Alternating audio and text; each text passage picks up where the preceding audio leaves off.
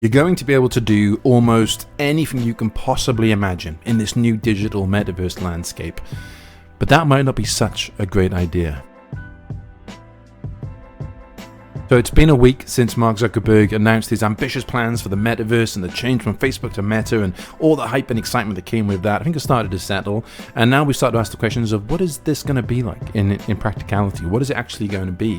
What are these experiences, and what are some of the things we need to be aware of? Right? How can we protect ourselves as we go through this and make sure that we're setting things in play now that will give us the best experience in the future?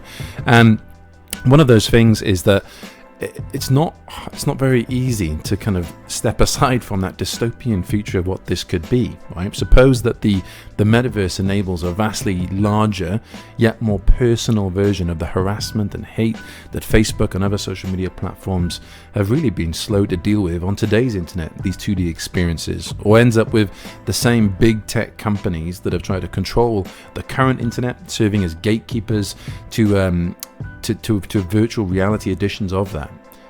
Maybe it evolves into a vast collection of virtual gated communities that these big players like Facebook will create, where every visitor is constantly monitored, analyzed, vetted, and then potentially barraged with advertisements. Or maybe it kind of forgoes anything and it's completely open source.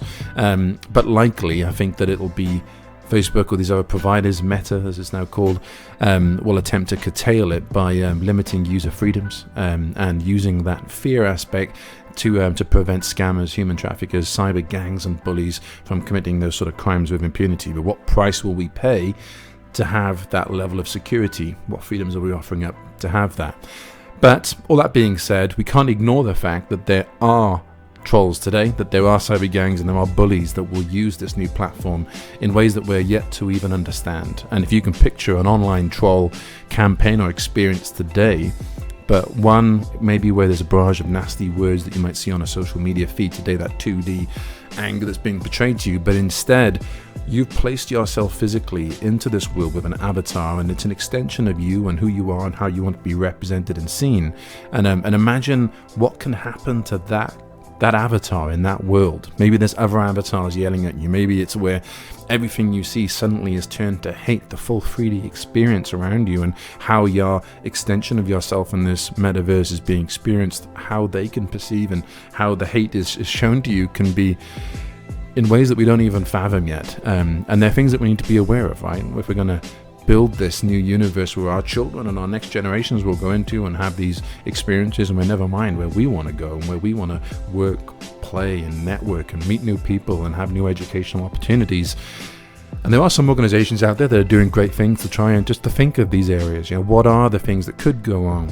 What are the things that we should be thinking about to better protect ourselves and build a metaverse for good, rather than just a metaverse built by the social media platforms for today to serve their needs and to serve the needs of their shareholders?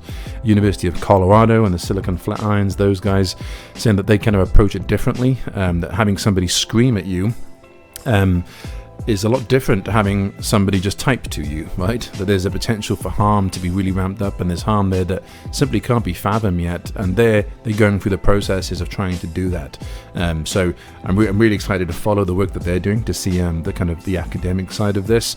But it's something that we need to understand, something that we need to explore further. Is Meta/Facebook the best institution to lead us into this next generation of the metaverse?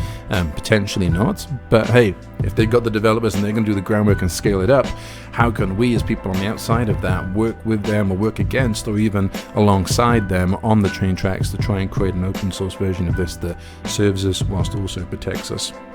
Love to hear you guys' comments on this. Put it below whilst we just explore how can the metaverse be best used for us, but equally what are some of these things that we need to be aware of so that we can combat them moving forwards. Put it in the comments below. Thank you very much. Speak soon.